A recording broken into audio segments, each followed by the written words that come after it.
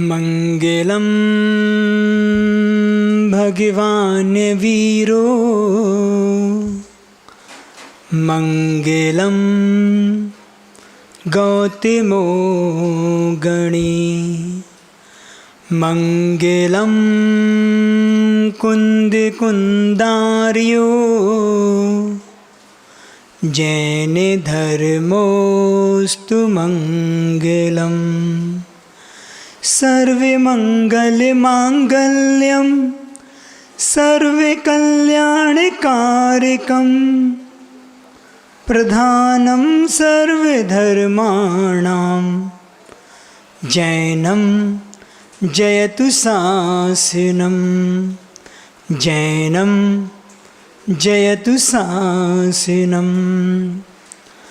गुरुदेव को विनय से उर में बिठा लूं, मैं पूज्य पाद रज को सिर पे चढ़ा लूं।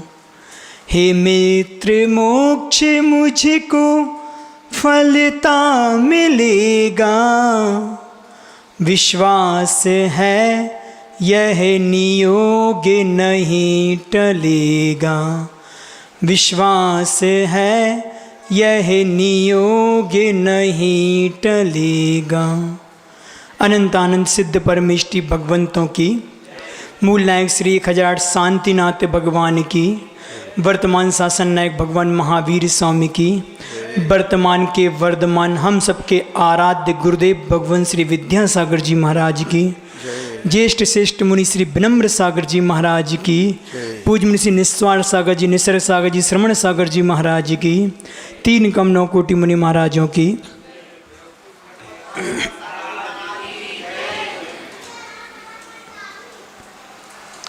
सुख और शांति की चाह में हम यहाँ आके बैठे हैं।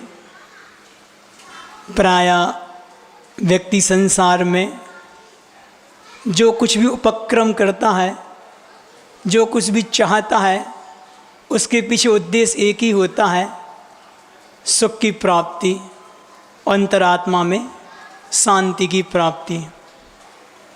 लेकिन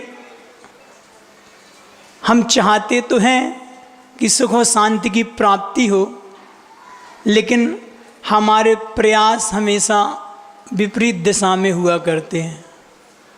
मतलब जितना भी पुरुषार्थ है वह सारा पुरुषार्थ हम संसार का ही करते हैं। और ये बात भी पक्की है कि संसार में जितने भी संसार के लिए पुरुषार्थ हमारे होते हैं वह सब दुख का ही कारण बनता है। छेड़ालाकार ने बहुत अच्छी बात कही है, मोह महामद पियो अनादि, भूल आपको भरमत बाधी। इस जीव ने अनादि काल से मोह रूपी मदरा का ही पान किया है। मोह समझते किसे कहते? मोह कहो, मिथ्यात्व कहो, हमारा विपरीत श्रद्धान कहो, विभ्रम कहो, एकार्थवाची है। तो हमारे अनादि काल से संसार का कारण अगर कोई चीज़ है तो वो हमारा मिथ्यात्व है।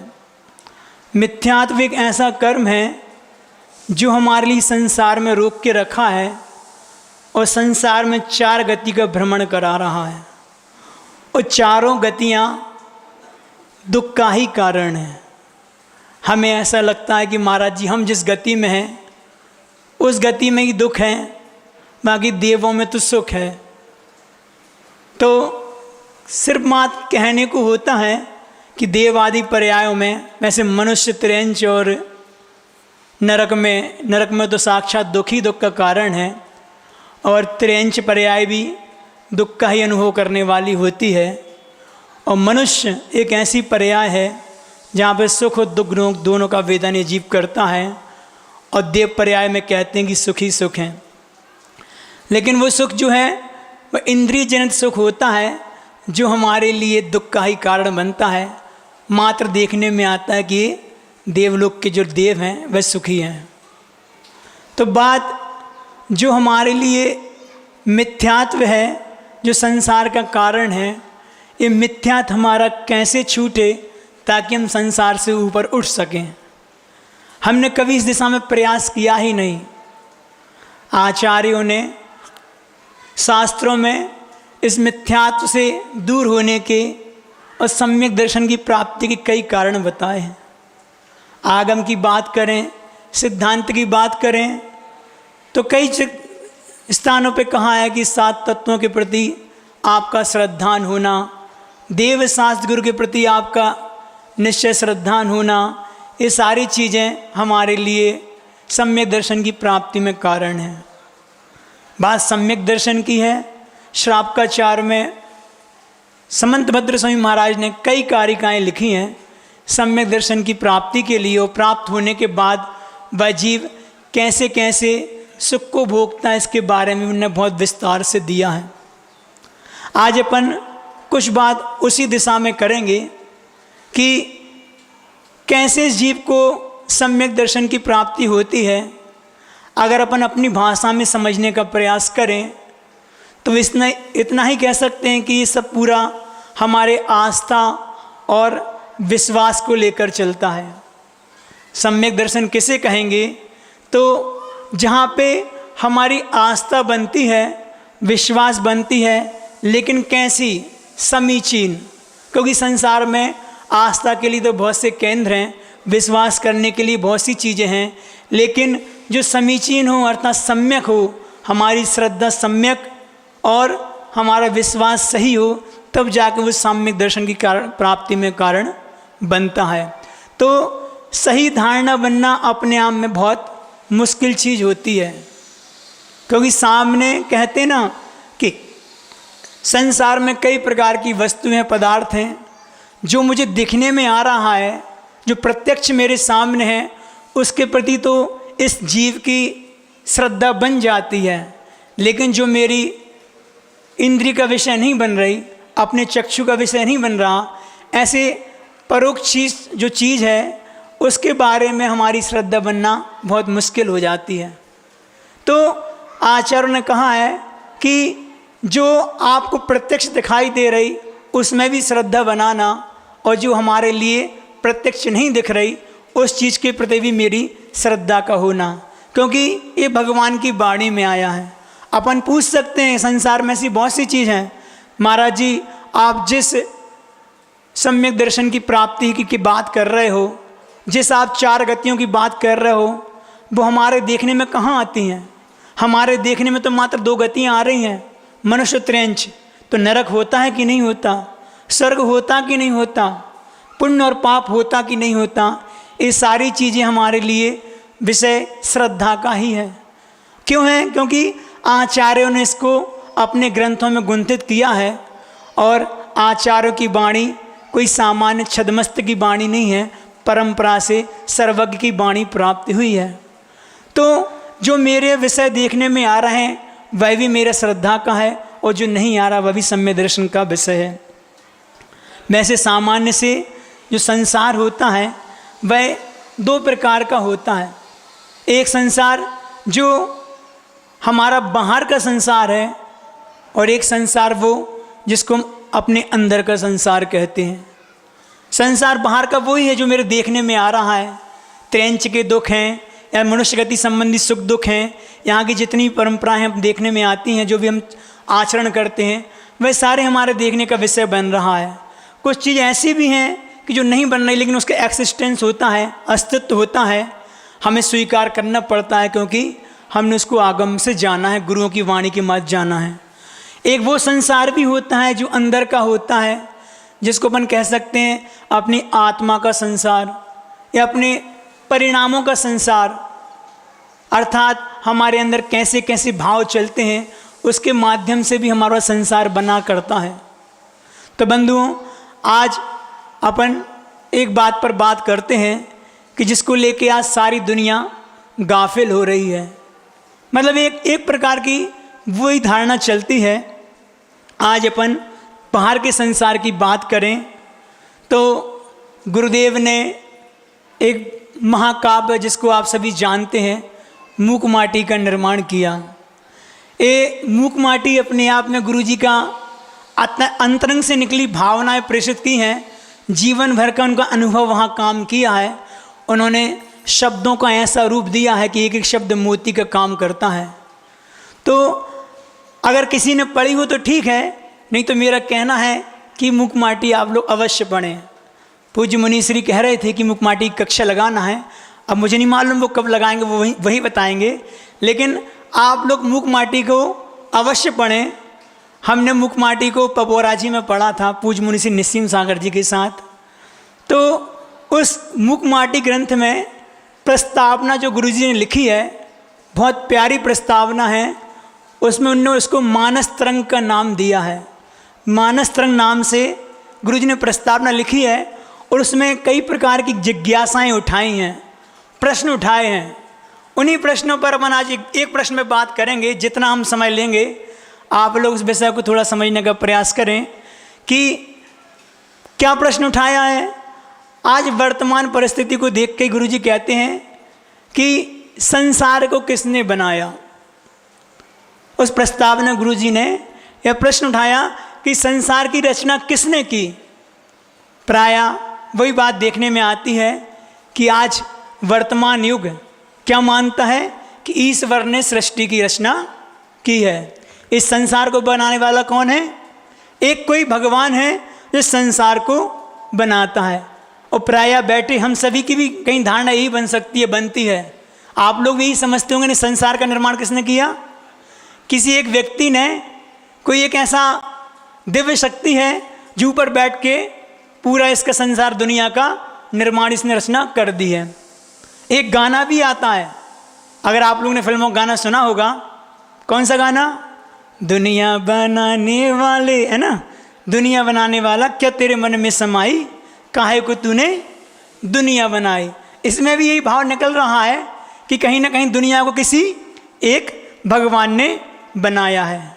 लेकिन जब आप ऐसा कहेंगे कि भगवान, दुनिया को किसी भगवान ने बनाया है, तो फिर एक प्रति प्रश्न खड़ा हो जाता है। कौन सा? कि भगवान को किसने बनाया? फिर जब दुनिया को भगवान ने बनाया है तो इस दुनिया को बनाने वाले भगवान को किसने बनाया है? तो फिर वहाँ एक मान्यता आती है कि भगवान को तो किसी ने नहीं बनाया। हिंदू परंपरा में एक ऐसी आती है मान्यता कि दुनिया को तो भगवान ने बनाया है, लेकिन भगवान को किसी ने नहीं बनाया, भगवान तो अपने आप में बने बनाए हैं। आप लोग बात समझ में आ रही? अगर ऐसी बात है तो जो संसार को रचने वाले हैं, जो भगवान हैं, उनको उन्होंने एक नाम भी दिया है। कौन सा नाम दिया है? अपन सभी जानते हैं, ब्रह्मा के रूप में। कहते हैं ब्रह्मा ने ही इस सृष्टि की रचना की है, भगवान ही क्रिएटर हैं। तो जो भगवान की, वो कहते हैं कि आप लोगों ने फोटो वगैरह देखी होगी ब्रह्मा जी की, देखी नहीं देखी? फोटो में क्या बताया है? एक चार मुख के कोई एक भगवान का उन्होंने रूप दिया, एक रचना की है। तो उनके यहाँ ऐसा आता है कि उनके अंदर से इच्छा पैदा हुई कि एक स्त्री की रचना करनी है। ऐसी किंवदंती आती है, कितनी सही वो जाने, लेकिन एक स्त्री की उन्होंने रचना की और रचना करके जब उसको बनाया तो कहते हैं उस पर मोहित हो गए। जब उस पर मोहित हुए तो वो उसके पीछे भागे, तो वो आगे आगे भागी। जब वो आगे आगे गए तो उस स्त्री ने, है ना, गाय का रूप धारण कर लिया, गाय का रूप धारण कर लिया। तो इन्होंने क्या किया? उससे विपरीत लिंग का धारण कर लिया। अर्थात किसका? कह सकते हैं गाय, बैल तो नहीं कहेंगे, मतलब सांड कह लो या फिर नंदी कह लो, कुछ कह लो। तो उसका रूप मतलब विपरीत पर्याय को धारण कर लिया। जब और आगे गए, नहीं बनी बात, तो फिर उसके बाद उसने गधी का रूप धारण कर लिया, तो इनने गधे का रूप धारण कर लिया। ऐसे जहाँ जहाँ जिस जिस पर्याय में वो गए, वो गई, और इनने उस पर्याय का रूप धारण करके इस प्रकार की वहाँ पे आती है। इसीलिए उनकी फोटो आदि में अपन देखते हैं कि एक गंधर्व का भी चेहरा उनके चार मुख में एक देखने को आता है। इसे 4 मुख वाले वो ब्रह्मा जी कहलाते हैं। तो कहने का तात्पर्य कि संसार को चलाने वाले जो भगवान हैं वह, उनके अंदर एक इच्छा पैदा हो गई तो उन्होंने सृष्टि की रचना कर दी। तो बात यही है कि अगर उनको मानने वालों के अंदर ये इच्छा पैदा हो जाए तो इसमें कौन सी बड़ी बात है। संसारी प्राणी आज इच्छाओं के ऊपर तो जीवन जीता है। आज हमारा पूरा जीवन कुछ ना कुछ पाने के लिए निकलता है। आज एक इच्छा तो कल दूसरी इच्छा, कभी इच्छाओं का अंत नहीं होता। तो उन्होंने लिखा कि जो भगवान हैं उनके अंदर भी इस प्रकार की इच्छा पैदा हो जाती है और वो भी संसार आदि की रचना कर देते हैं। लेकिन जैन मान्यता में, जैन दर्शन में इस प्रकार की मान्यता नहीं स्वीकार करी। ऐसी मान्यता वाले कोई भगवान हमारे यहाँ नहीं है। लेकिन कहते हैं कि ईश्वर के पास जो उन्होंने रचना की, जो भगवान मानते भगवान ने इस सृष्टि की रचना की है, तो वो एक विकल्प उत्पन्न होता है कि उनके पास कोई काम नहीं था तो उन्होंने इस चीज़ की रचना कर दी। मतलब वो फालतू से क्या, अपने आप में उनके पास कोई काम नहीं था तो उन्होंने इस सब प्रकार की रचना कर दी। तो रचना की है उन्होंने, अगर रचना की है तो फिर हम देखते हैं कि संसार की रचना करने वाले जो भगवान हैं वो एक सी रचना करते, लेकिन देखने में आता है कि बहुत अंतर है। इस संसार में किसी को भगवान ने सुखी बना दिया, किसी को दुखी बना दिया। कोई संसार में बड़ा दिखता है, कोई छोटा दिखता है, कोई अमीर दिखता है, कोई दरिद्र दिखता है। तो ये सारी चीज़ें अगर उन्होंने बनाई हैं तो उन्होंने फिर इस प्रकार की पार्शियलिटी क्यों की बनाने में। मतलब भगवान भी पार्शियलिटी करने लगे कि उन्होंने भी इस प्रकार का अच्छा बुरा भेदभाव कर दिया। अगर अपन मान के चलें, जैसे घर में अपन हैं और हमारे अपने बच्चे होते हैं, प्राय करके घर में 2-2, 3-3, 4-4 बच्चे होते हैं, तो हम सभी माता पिता बच्चों से एक सा व्यवहार रखते हैं। वो चाहते हैं कि सभी बच्चों का विकास हो, सभी बच्चे अच्छा जीवन जिएं, आचरण उनका अच्छा हो। तो जब हम खुद इच्छा रखने वाले हैं, हमारे अंदर भी कसाय है, इतना सब कुछ होने के बाद भी हम अपने बच्चों से कभी भेदभाव नहीं करते उनकी शिक्षा दीक्षा में, तो फिर भगवान कैसे हो गए कि जो अपनी इच्छाओं के मुताबिक किसी को अच्छा किसी को बुरा बना दें। बात समझ में आ रही ना। अपन को सिर्फ इस लॉजिक को समझना है कि वास्तव में भगवान होते कि नहीं होते, और होते तो इस प्रकार की रचना भगवान ने की कि नहीं की। जैन मान्यता क्या कहती है। तो ये सारी चीज़ें जो अच्छी बुरी हैं, जो संसार में भगवान ने इस प्रकार का बना दिया, तो ये कहाँ तक उचित है। एक को पाप का जीवन बता दिया, पाप के साथ जीवन जीता है। एक ऐसा कोई प्राणी है जो धर्मात्मा भी है। तो भगवान ने चोर भी बना दिए, भगवान ने आतंकवादी बना दिए, डाकू भी बना दिए। सारी चीज़ें भगवान पर आरोप आएगा क्योंकि भगवान ही रचना करने वाले हैं। आप लोग का क्या कहना है? आप लोग ऐसे ही मानते ना? क्या मानते? भगवान को मानते? भगवान को तो मानते हैं। कल एक लड़का आया था, उसकी नई नई शादी हुई, तो वो आके उसने एक ही प्रश्न किया और वो इस विषय से ही संबंध रखता है। उसने कहा, महाराज जी हम धर्म को मानते हैं, देवशास्त्र के प्रति मेरी आस्था है, लेकिन हमें एक कर्म सिद्धांत समझ में नहीं आता कि कर्म कोई वस्तु है। तो हमने तुम्हारी मान्यता में क्या है महाराज जी, उसका हमें कोई फीडबैक मिले, कोई रिजल्ट मिले तो हम समझें कि कर्म नाम की कोई चीज़ है। हमने कहा आप यहाँ के बैठे हो, किसी न किसी कर्म के उदय से तो बैठे हो। क्या समझे? परिवार में आज आप जिस घर में आपका जन्म हुआ है, घर में आपको वैभव मिला, संपदा मिली, आपकी शादी हुई, आपको पत्नी मिल गई, माता पिता अच्छे, एक कौन से कर्म के उदय से? इसको कर्म नहीं मानोगे। डायरेक्ट कोई अलग से हाथ पर रख के तो दिखा नहीं देगा, लेकिन वास्तव में देखा जाए तो हमारे कर्म ही तो हैं। कुछ पूर्व में अच्छा किया था तो वर्तमान में आपको अच्छा देखने को मिल रहा है। पूर्व में आपने कुछ बुरा किया होगा कि वर्तमान में प्रयास करने के बाद वो चीज़ नहीं मिल रही। ये बात पक्की है कि जितना भी मिला है आपको आपके पुण्य से मिला है, और भविष्य में भी जो मिलेगा वो आपके पुण्य के योग से ही मिलेगा, और जो अभी तक नहीं मिला वो मेरे पाप कर्म के योग से नहीं मिला। तो वो पाप मेरा कैसे छूटे? तो एक ही माध्यम है कि वो धर्म के माध्यम से। अब धर्म क्या वस्तु है? तो धर्म का कई स्वरूप है, उसी की बात अपन यहाँ पे कर रहे हैं। तो ये पुण्य पाप का खेल समझ में नहीं आता, ये अच्छा बुरा स्वर्ग नरक की बात हमें समझ में नहीं आती, लेकिन विश्वास की बात है कि सब चीज़ें होती हैं और हमें मानना चाहिए। हमने उससे ही कहा कि कर्म के बारे में अगर विश्वास करना हो तो साधु बन जाओ। साधु बनने के बाद अपने आप पग पग पर कर्म की परीक्षा होती है, इस जीव की परीक्षा होती है। हमने आहार लेने के लिए खड़े हैं, आप लोग चौके लगाते हैं, इतनी सामग्री बना के तैयार करके रख ली, क्यों कि मुझे उत्तम पात्र को आहार कराना है, 56 भोग बना के रखे हैं। और साधु भी चाह रहा है कि हाँ अपनी क्षुधा वेदना को दूर करना है, अभी जाएंगे आहार करने के लिए। और आपने नवदा भक्ति पूर्वक उसका प्रगान किया, आपने उच्चासन दिया और सारी क्रियाएं की, और खड़ा भी कि महाराज जी आप मुद्रा छोड़ के अंजलि बांध के खड़े हो जाइए। अंजलि बांध के खड़े हैं, सामने आप पात्र में सामग्री रखें देने के लिए, और क्या होता है? पहला ही ग्रास दिया नहीं कि ग्रास में इतना बड़ा बाल आ गया। अब ये क्या है? लेने वाला लेने खड़ा है, देने वाला देने वाला खड़ा है, लेकिन बीच में एक अंतराय कर्म। इसको क्या मानोगे? कर्म नहीं मानोगे? यही तो कर्म है।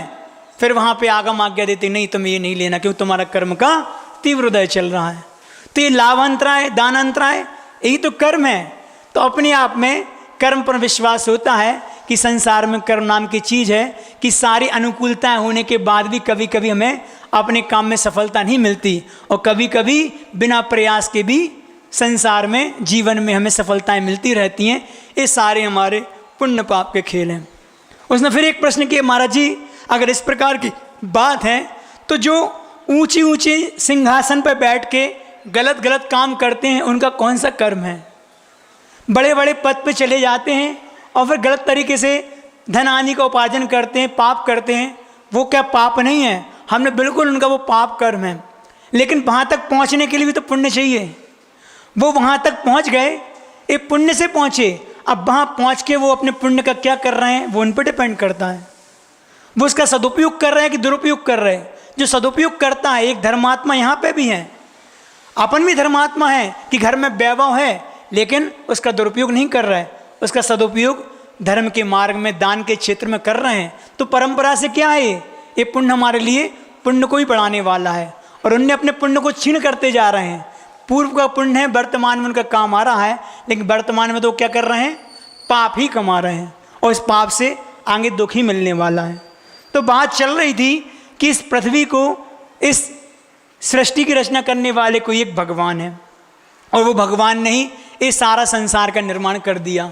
उन्होंने ही पशु बना दिए, उन्होंने ही इंसान बना दिए, उन्होंने ही तरह तरह की ये सारी चीज़ों का निर्माण एक एक करके कर दिया। लेकिन फिर एक बात और उसी हिंदू मान्यता में आती है। कौन सी आती है? कि कर्म प्रधान विश्व करी राखा, जो जस करे तसे फल चाखा। ये बात भी आती है। इसका मतलब क्या हुआ कि कर्म की प्रधानता, जो बात जैन दर्शन के अनुसार अपन घटित करना चाह रहे हैं, मतलब कर्म की प्रधान से ये विश्व में सब कुछ हो रहा है। जो जैसा करता है उसको वैसा फल मिलता है। तो फिर ये बीच में एक भगवान वाली सृष्टि कहाँ से आ गई कि भगवान ने ही संसार का निर्माण किया, भगवान ही स्वर्ग और नरक देते हैं। ऐसा होता है क्या कि भगवान ने हमें स्वर्ग दे दिया, भगवान ने डिसाइड कर दिया कि आपको नरक जाना है? क्योंकि वहाँ एक मान्यता और आती है, चित्रगुप्त की है ना। चित्रगुप्त नाम का कोई एक व्यक्ति है, कोई एक पुरुष है, जो वहाँ ऊपर बैठा ये आपका पूरा क्या करता है, हिसाब किताब लेखा जोखा रखता है कि आओ तुम्हें यहाँ जाना है और तुम्हें वहाँ जाना है। ये सारी मान्यताएं वहाँ पर आती हैं। तो कहने का तात्पर्य कि भगवान ही एक हैं जो सृष्टि की रचना करने वाले हैं। और फिर वहाँ पे एक चीज़ और आती है, क्या? कि भगवान ही रचना करने वाले हैं और भगवान ही क्या है? संहार करने वाले हैं। संहार के मतलब नष्ट करने वाले हैं, और भगवान ही चलाने वाले हैं। मतलब सृष्टि को रचने वाले भी भगवान हैं, एक भगवान जिनको आप ब्रह्मा के रूप में जानते हैं। दूसरे, इस सृष्टि को आगे चलाने वाले एक भगवान और हैं विष्णु के नाम से, जिनको आप लोग जानते हैं। और तीसरे, एक संहारक नष्ट करने वाले हैं जिनको अपन महेश के रूप में, मतलब ब्रह्मा, विष्णु, महेश। अगर अपन इसी बात को अगर अपन इंग्लिश में कहना चाहें तो इसको भगवान को क्या कहा है? God, GOD, God. वही बात यहाँ पे गॉड का अगर अपन ऑपरेशन करें, इसको खोलें तो G फॉर गॉड, तो गॉड का कह रहा है the person who is generator. G for एक कोई व्यक्ति जो जनरेट कर रहा है, and person who is operator, O for operator, and D for the person who is destroyer, मतलब डिस्ट्रॉय कर रहा है। तो एक जनरेट कर रहा है, एक ऑपरेट कर रहा है और एक डिस्ट्रॉय कर रहा है, इसी का नाम तो भगवान है। ऐसे ही ना, सृष्टि की रचना करने वाला भी कोई एक भगवान है, सृष्टि को आगे चला के आगे ले जाने वाला भी एक भगवान है, और सृष्टि का संहारक करने वाला भी एक भगवान है। तो आप लोगों का इसमें कितना विश्वास है, हमारे पूछना है। हमारा कंसेप्ट क्लियर होना चाहिए। आज की जनरेशन इन सब चीज़ों को नहीं मानती। अगर कुछ अच्छा होता है तो कहती है कि हमने किया, और कुछ बुरा होता है तो भगवान आपने हमारे साथ ऐसा क्यों किया, हम तो आपको मानने वाले हैं। मतलब भगवान की कर्तृत्व बुद्धि को यहाँ मानने वाले लोग हैं, भगवान को ही कर्ता मानते हैं। जैन दर्शन में ये बात नहीं है। जैन दर्शन में भगवान को तो मानते हैं, भगवान तो होते हैं, लेकिन भगवान किसी के कर्ता नहीं होते। कल पूज्य मुनि श्री श्रवण सागर जी ने बच्चों के प्रसंग को लेके कि कैसे संस्कार देना चाहिए, उन्होंने एक विनोबा भावे जी का प्रसंग आप लोग को सुनाया था। उसी प्रसंग को लेके विनोबा जी की बात मुझे याद आ गई कि उनका गुरुदेव के प्रति विशेष समर्पण था, और गुरुदेव भी उनको बहुत अच्छा मानते थे, क्योंकि उन्होंने देश की आज़ादी में, देश के बाद उन्होंने खूब सहयोग देश के लिए किया है। तो वो जैन साहित्य को पढ़ते थे, जैन धर्म के प्रति उनकी विशेष आस्था थी। आप लोग को बता दें, विनोबा जी ने अपने धर्म के अनुसार, जैन दर्शन के अनुसार ही उन्होंने संलेखना और समाधि को धारण किया है। तो उन्होंने कभी जैन साहित्य को पढ़ा होगा, फिर उन्होंने अपनी रचना में कहीं लिखा होगा कि जैन दर्शन अच्छा है जो भगवान को नहीं मानता। क्या लिख दिया? जैन दर्शन अच्छा है जो भगवान को नहीं मानता। जब उनकी बात गुरुदेव ने सुनी या पढ़ी, जो कुछ भी हुआ हो, तो गुरुदेव कहते हैं ये तुमने गलत लिख दिया। इन्होंने ये गलत लिख दिया कि जैन धर्म या जैन दर्शन भगवान को नहीं मानने वाला। तो गुरुदेव कहते हैं कि जैन दर्शन भगवान को तो मानने वाला है, लेकिन भगवान की कर्तृत्व बुद्धि को नहीं मानने वाला। अगर भगवान संसार के कर्ता हो जाएंगे तो वही बात आ गई कि करते तो सब कुछ अच्छा ही करके देते। इस प्रकार की अलग अलग मान्यताएं और अलग अलग जीवन शैली जीने वाले लोगों को क्यों बनाते? क्यों किसी को अच्छा बुरा बनाते? क्यों किसी को पाप का जीवन जलाते? क्यों किसी को पुण्य वाले जीवन जलाते? ये सारी चीज़ें कहीं ना कहीं हमारे लिए सोचने के लिए मजबूर करती हैं। तो भगवान तो होते हैं, लेकिन भगवान किसी के कर्ता नहीं होते। जब ये बात उन तक पहुंची तो उनने स्वीकार भी करी और उनने संलेखना को भी धारण किया। वो संलेखना के समय शहद का प्रयोग करते थे। गुरुजी से पूछा कि हम अपने जीवन को आगे कैसे ले जाएं ताकि मृत्यु को प्राप्त हो सकें, अच्छे से प्राप्त हो सकें। तो गुरुजी को पता चला, तो गुरुजी ने कहा कि आप ये शहद लेते ना, ये शहद जैन दर्शन के अनुसार भक्ष्य नहीं है। तो उन्होंने तुरंत गुरुजी के कहने से उसका त्याग भी किया। तो ऐसे महापुरुष होते हैं जिनके बारे में अपने आप में लगता है कि कहाँ उन्होंने मिथ्यात्व के साथ जन्म लेकर अन्य पर्याय में लिया, लेकिन उस जैन सिद्धांत को स्वीकार करके उनके साथ अपने जीवन को अच्छा बनाया। नियम से भव्य पुरुष हैं, आगे चल के अपना कल्याण ही करेंगे। तो अपनी बात चल रही थी कि गॉड की, कि गॉड हैं वही जनरेटर हैं, वही ऑपरेटर हैं और वही अपने आप में डिस्ट्रॉयर हैं। भगवान ही बनाने वाले हैं, वही मिटाने वाले हैं। तो फिर हम कैसे, मतलब हम लोग का जो विश्वास है इसमें नहीं है, तो फिर हम बने कैसे? हम कैसे बने हैं अपने आप में, ये मालूम करना चाहिए। आप लोगों को कहते हैं कि भगवान तो उन्होंने बता दिया कि बने बनाए हैं, भगवान अपने आप में भगवान ने किसी को नहीं बनाया, वह बने बना है, उन्होंने सृष्टि की रचना कर दी, उन्होंने इस प्रकार का सब कर दिया। एक बहुत अच्छी वैष्णव धर्म में इसी को लेकर कथा आती है। अब कथा काल्पनिक है कि धारणा है कि उनके शास्त्रों आगम में आई, उसकी बात नहीं कर रहे, लेकिन वह कथा अपने आप में हमारे लिए एक मैसेज दे रही है, एक अच्छे भाव अपने जीवन में हम उसको घटा सकते हैं। इसी को लेके कि कहते हैं कि कथा में कि ब्रह्मा जी की वही कथा है कि उनकी इच्छा प्रकट हुई, कुछ काम था नहीं तो इच्छा प्रकट हुई कि सृष्टि की रचना की जाए, तो उन्होंने 4 जीवों की रचना कर दी। कौन कौन की कर दी? पहले मनुष्य बना दिया, उसके बाद गधा बना दिया, उसके बाद कुत्ता बना दिया और एक और उल्लू बना दिया। ऐसी कथा वहाँ आती है कि उनने मनुष्य की रचना कर दी, गधा की कर दी और कुत्ता और उल्लू की कर दी। तो जब चारों की उन्होंने रचना कर दी अपने माध्यम से, अब जैसे भी की हो, दिव्य ज्ञान से की हो या उनके अकाउंट में जैसा भी कुछ हो, तो उन्होंने 4 प्रकार की रचना करने के बाद उन चारों को एक समान आयु बांट दी। कितनी बांट दी? 40-40 वर्ष की आयु चारों को दे दी। 40 वर्ष मनुष्य को, 40 वर्ष गधे को, 40 वर्ष कुत्ते को, 40 वर्ष उल्लू को। जब चारों को दी तो इंसान है, स्वार्थी आदमी अपन, ऐसे ही ना, अपन सब स्वार्थी हैं। तो जैसे ही पता चला कि मुझे 40 वर्ष की मिली है मनुष्य को, तो तुरंत भागता हुआ ब्रह्मा जी के पास जाता है और कहता है कि आपने क्या किया? आपने मात्र 40 वर्ष की उम्र दी, इससे क्या होने वाला है? इससे मेरा कौन सा अच्छा होने वाला है? हम होते तो क्या करते? आप लोग से पूछते हैं, आप लोग वहाँ होते तो ब्रह्मा जी से कितनी मांगते? कितनी उम्र चाहिए हमारे लिए? बताओ। 1000 वर्ष, 100 वर्ष? 100 वर्ष में क्या होने वाला है? जब मांग नहीं है तो अच्छा मांगते ना, पक्का है ना। देखो बहुत अच्छी चीज़ बताएं कि हम इंसान हैं, हमारी इच्छाओं का कभी अंत नहीं होता, और मरण एक ऐसी चीज़ है कि जो कोई मरना तो चाहता ही नहीं है। ना 1000 वर्ष भी कम है, 5000 वर्ष भी कम है।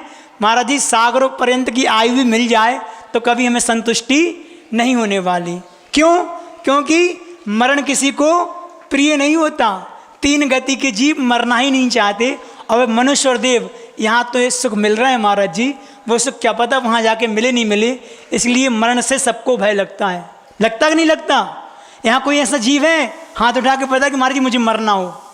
संसार में कितने ही कष्ट क्यों ना हो, कोई मरना नहीं चाहता। और ये अपने आप में महाभारत में एक प्रसंग भी आता है, हमने एक दिन और कहा था, लेकिन सुनने लायक है कि जब पांडव अज्ञातवास में थे ना, और कुंती माँ के साथ वो जंगलों में घूम रहे थे, तो एक दिन कुंती को क्या हुआ? प्यास लगी। और जब कुंती को प्यास लगी तो वो अपने पुत्रों से कहती कि बेटा चला नहीं जा रहा, मेरे पानी की व्यवस्था करो, मुझे बहुत तेज प्यास लगी है। तो सबसे छोटे कौन होते हैं? सहदेव, नकुल नहीं, हाँ नकुल सहदेव, ऐसे ना। तो सहदेव सबसे पहले जाते हैं कि माँ मैं पानी लेके आता हूँ। वो जाते हैं दूर तक, लेकिन लौट के नहीं आते। जब देखते हैं कि सहदेव नहीं आए तो नकुल उनको देखने चले जाते हैं, पानी लेने चले जाते हैं। एक एक करके अर्जुन, उसके बाद भीम, चारों गए तो चारों, लेकिन लौट के कोई नहीं आया। तो यहाँ पे चिंता हुई युधिष्ठिर को, धर्मराज को, कि चारों पानी लेने गए हैं, लौट के एक भी नहीं आया, अब मुझे ही जाके देखना होगा। और वहाँ जहाँ नदी किनारे जाके देखते हैं तो चारों धाम चित्त पड़े हैं। इतने बलशाली पांडव चारों सुसुप्त अवस्था में वहाँ पे पड़े हुए हैं। देखते हैं पता नहीं क्या, अब उनका तो बाद में देखेंगे, पहले माँ की चिंता करें। पानी लेने के लिए जैसी नदी में होते हैं तो वहाँ से एक आवाज़ आती है कि पानी बाद में लेना, पहले मेरे प्रश्न का उत्तर दो। कौन सा प्रश्न का उत्तर? तुम्हारे चारों भाई नहीं दे पाए तो हमने उनको मूर्छित कर दिया, तुम नहीं दे पाओगे तो तुम्हें भी मरण को प्राप्त होना होगा, उसके बाद पानी ले जाने देंगे। तो युधिष्ठिर पूछते हैं कौन सा प्रश्न है? तो वो एक प्रश्न करता है कि संसारम किम आश्चर्यम, संसार में आश्चर्य क्या है? युधिष्ठिर से पूछा प्रश्न कि पहले ये बताओ कि संसार में आश्चर्य कौन सा है। तो युधिष्ठिर थे, धर्मराज थे, उनका उसका उत्तर पता था और बड़े अच्छे से कहते हैं, अहिन अहिन भूतानि गच्छन्ति यम मंदिरम शेषा जीवित मिच्छन्ति किम आश्चर्य नरा परम। अर्थात अहिन अहिन भूतानि गच्छन्ति यम मंदिरम, रोजमर्रा के जीवन में प्रतिदिन देखते हैं कि कोई ना कोई व्यक्ति मरण को प्राप्त होता है, कोई ना कोई मरण को प्राप्त होता है, लेकिन ना जाने क्यों इस जीव को अपने जीवित रहने पर कितना विश्वास होता है। हम प्रतिदिन देखते हैं किसी न किसी की अर्थी को देखेंगे, लेकिन उसको देख के ये तो पक्का विश्वास है कि जीव मर गया, लेकिन अपने ऊपर विश्वास नहीं कर पाते कि इस प्रकार इसका मरण हुआ है, एक दिन मुझे भी मरण को प्राप्त होना है। आता है हमारे अंदर भाव? नहीं आता महाराज जी। वैराग्य हो, थोड़ा बहुत अंदर से पाप के प्रति भीति हो, तो वो चीज़ हमें दिखे कि मुझे भी एक दिन मरना है, लेकिन नहीं आ पाता। हम पंचेंद्र के विषय भोगों में लगे रहते हैं और हम ये सोचते हैं कि हम तो हमेशा जीवित रहेंगे। हम उस जंगल में, उस पेड़ पर आनंद मनाते हैं, सामने जंगल में लगी आग को देख के खुश होते हैं कि कितनी अच्छी आग लगी है, लेकिन भूल जाते हैं कि वो आग हमारे पेड़ को भी छूने वाली है। कोरोना के काल में हमने देखा है, लेकिन उसके बाद भी हमारे अंदर वो सिरन नहीं आती, वो अंदर से भाव नहीं आते। हमारे देखते देखते हमारे अपने इतने लोग चले गए, मुझे भी जाना है। अगर वो भाव आ जाएँ तो हम अपने आप में धर्म से जुड़ जाएं। अभी धर्म से बहुत कोसों दूर हैं। तो बात वही चल रही थी, अपन अपनी बात पे आते हैं कि वो व्यक्ति जिसको ब्रह्मा जी ने 40 वर्ष की उम्र दी थी, वो क्या कहता कि भगवान क्या होने वाला 40 वर्ष से, इसमें तो हम कोई सुख ही नहीं भोग पाएंगे, जीवन का आनंद ही नहीं ले पाएंगे। आप कुछ इसको बढ़ाओ, आप तो करुणा निधान हैं, आप तो दया की मूर्ति हैं, आप हमारे पर दया कीजिए और मेरी उम्र को बढ़ाइए। ब्रह्मा जी उसकी बात को सुनते हैं, लेकिन कहते हैं कि भाई मैंने तो जितने मेरी इच्छा हुई और जो मेरे अंदर से क्लिक हुआ, बटन दबा, उतना हमने काम कर दिया, इससे ज़्यादा तो मैं नहीं मिलने वाली, तुम कितना ही गिड़गड़ाओ। आखिर के अपनी बात कह के वह मनुष्य अपने स्थान पर चला जाता है। उसकी बात ब्रह्मा जी ने अनसुनी कर दी। अब जब मनुष्य के बाद गधे की बारी आती है, तो वह गधा भी ब्रह्मा जी के पास जाता है और कहता है कि स्वामी आपने मुझे 40 वर्ष की आयु दी है, हाँ तुम्हें भी 40 वर्ष का निर्धारण किया है, वो तो ठीक है, लेकिन मुझे करना क्या है? गधे की पर्याय को प्राप्त करके मुझे करना क्या है? क्या करना है बताओ।